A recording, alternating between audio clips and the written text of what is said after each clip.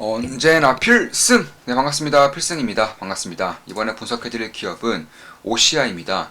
일단 OCI의 주가가 최근에 좀 꽤나 하락을 했었어요. 그러다가 최근 들어서 다시금 주목을 받으면서 상승을 유지하고 있는데, 사실 가장 큰 이유는 OCI의 인적 분할과 그리고 태양광 폴리실리콘의 가격의 급락입니다.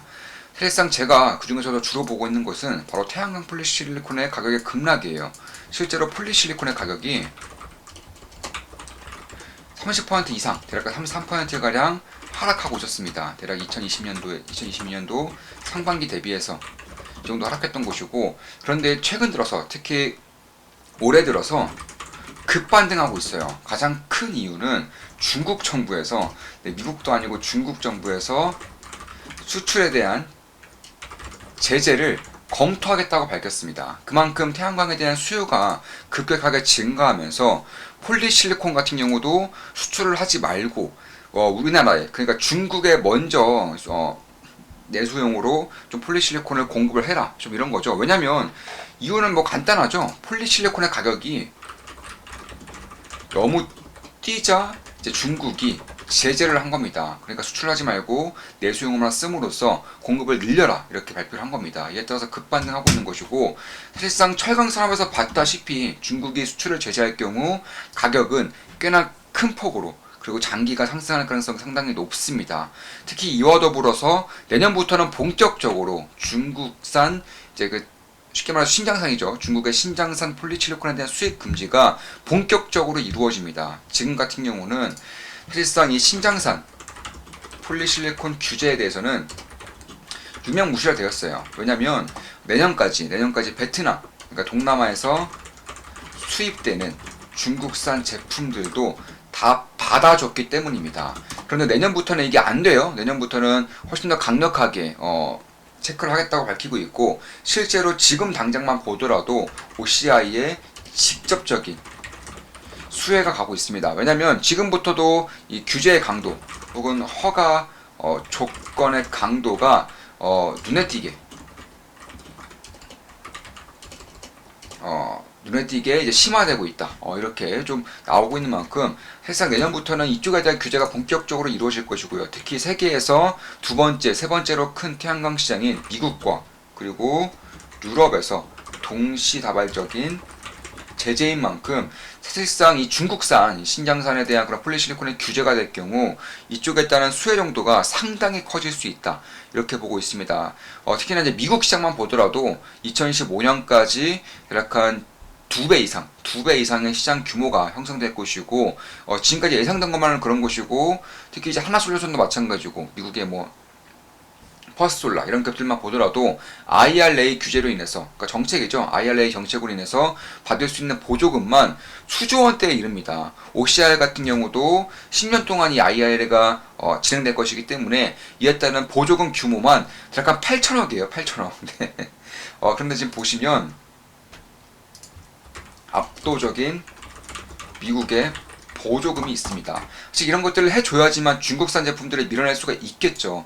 미국도 어쩔 수 없이 하는 것이고, 중국을 규제하기 위해서, 견제하기 위해서 할 수 있는 최선의 방법이었다, 이렇게 보고 있습니다.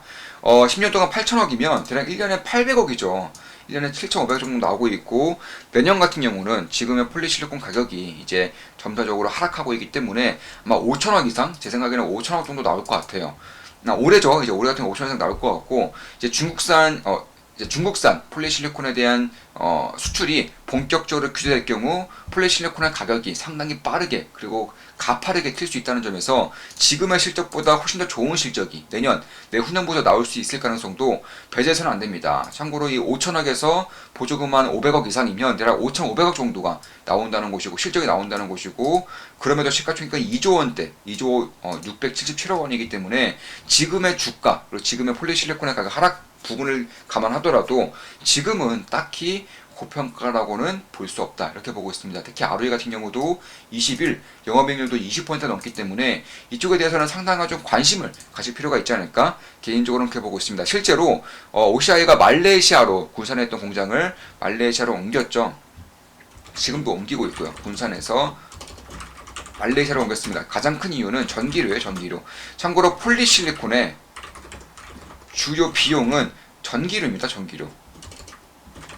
대략 총 비용의 35%, 약 35%를 전기료가 차지하고 있기 때문에 이에 대해서는 말레이시아가 중국만큼 혹은 중국보다 더 저렴한 전기료를 가지고 있기 때문에 내세우고 있기 때문에 이쪽에 따른 공장 이전이 굉장히 좀 큰 수혜로 실적에 대한 모멘텀으로 다가오고 있는 것이고 실제로 올해 같은 경우 5,000톤의 이전만 했을 뿐인데도 지금 실적을 보시면 꽤나 가파르게 2010년부터 가파르게 오르고 있죠. 이런 것들을 이제는 3만 톤 이전을 이제 예정하고 있는 만큼 이쪽에 따른 실적의 가시화가 점진적으로 더 발생할 것이다 이렇게 보고 있는 것이고 그렇다면 지금도 수요가 만약에 없다면 이전을 해봤자 소용없는 거 아니냐. 그러니까 수요량이 2만 톤밖에 안 되는데 3만 톤 이전을 해봐야 쓸 데가 없지 않느냐. 이렇게 좀 의구심을 가질 수도 있겠지만 일단 지금까지는 풀캐파예요. 네. 사실상 100% 거의 공장 가동률이 100% 돌아가고 있는 것이고 미국 정부 입장에서도 이런 것들을 모르는 것이 아니기 때문에 올해까지는 중국산 제품을 눈 감고 수입을 하겠다라고 밝히고 있는 것이고 이마저도 점진적으로 허가 강도가 심화되고 있다는 것을 봤을 때 OCI는 분명히 좀 수혜를 받을 수가 있겠다. 개인적으로는 그렇게 보고 있습니다. 특히 이제 통웨이라던가 다초 뉴에너지라던가 이런 GC라던가 이런 중국 기업들에 대한 폴리실리콘의 그런 공급량 혹은 증설이 이제 작년 12일부터 본격화되고 있는데 갑작스럽게 중국의 수출을 제재한다거나 혹은 미국 쪽에서 규제에 대한 허가를 갑자기 허들을 높인다거나 이런 것들로 인해서 결국 OCI라던가 독일의 바커 미국의 햄쿡 이런 기업들은 크나큰 수혜를 받을 가능성도 없다. 특히 그 중에서도 전 세계에서 유일합니다. 뭐가 유일하냐? 중국산과 가격 경쟁력에서 밀리지 않는 유일 폴리실리콘 기업이다. 이렇게 보시면 될 것 같아요.